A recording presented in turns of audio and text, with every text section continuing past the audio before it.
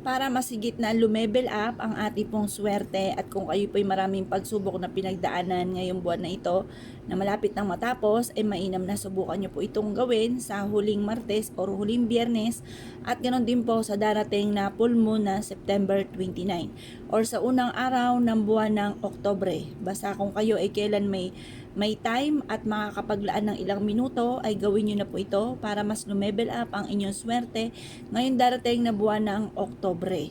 Para siksik-liglig at aapaw at maraming pera ang darating sa atin mga bossing ko. Ngayon pa mga bossing, ano po ang dapat nating gawin? Kumuha po kayo mga bossing ko ng isang malinis na papel.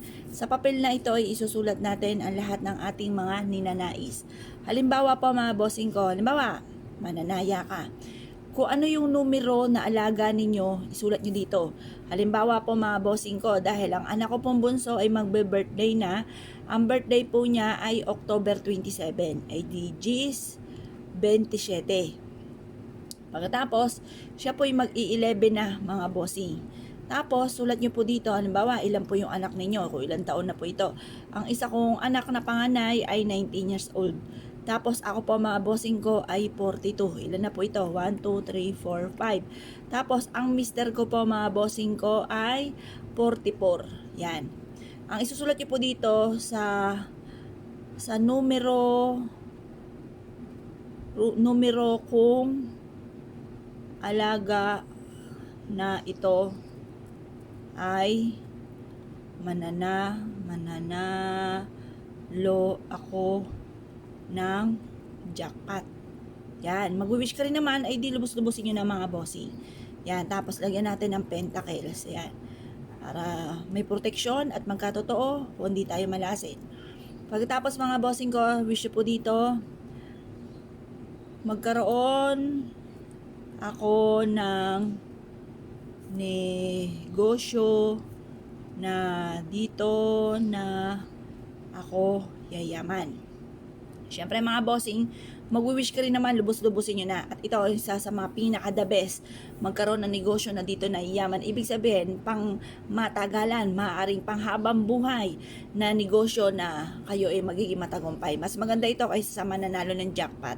Pero kung halimbawa kayo po ay mananalo, ay boy, swerteng-swerte mga bossing.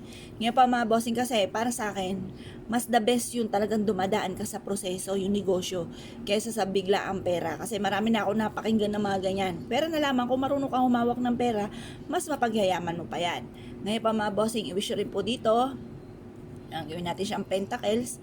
Tapos wish rin po dito, basta kung ano yung gusto po niyo. Bawa, ang aking mga anak ay makatapos ng pag-aaral at magkaroon sila ng magandang buhay, umamat maging matagumpay, ganun po. Or kaya, gumaling kami sa aming karamdaman at magkaroon kami ng mahabang buhay, ganun po mga bossing ko ang pag-wish. Pagtapos na po kayo mag-wish mga bossing ko, ang gawin nyo lamang, kumuha po kayo nito mga bossing. Bakit po natin kailangan ng bawang? Ang bawang isa sa mga paborito ko. Bagamat yung iba, parang hindi ka maniniwala. Pero kung hindi mo susubukan, hindi mo malalaman ng napaka-epektibo po nito. Basta huwag kayong aasa dito. Baka naman po gumawa ka ng ganito at ikaw ay aasa na uulan ng pera. At ang pera ang mismong lalapit sa inyo. Abay, wala pong ganon. Kailangan sipag at tiyaga. Kaso nga lang minsan, masisipag naman po tayo. Yun ang malaking katanungan. Masipag, madiskarte, ginawa na lahat, hindi nakakalimot magdasal. Pero nadadali pa rin tayo ng kamalasan. Kaya diyan papasok ang mga pampaswerte. Pero kung ikaw yung batugan, huwag kang magtataka na wala kang pera. Siyempre, batugan ka ganun talaga.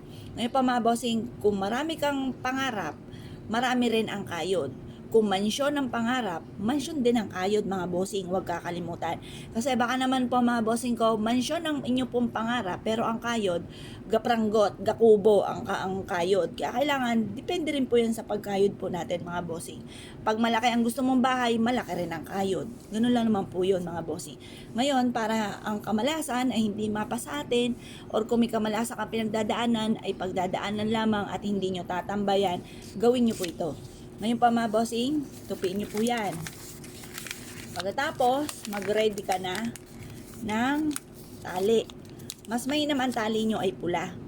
Kasi ang pula mga bossing ko, nagtataboy po yan ng malas. Nag-a-attract po ito ng swerte. Mainam po ito mga bossing ko ay isasabit ninyo sa main door ninyo mga bossing. Sa main door. Mas maganda kasi sa main door kasi ang main door ay dyan naglalabas-masok ang miyembro ng pamilya.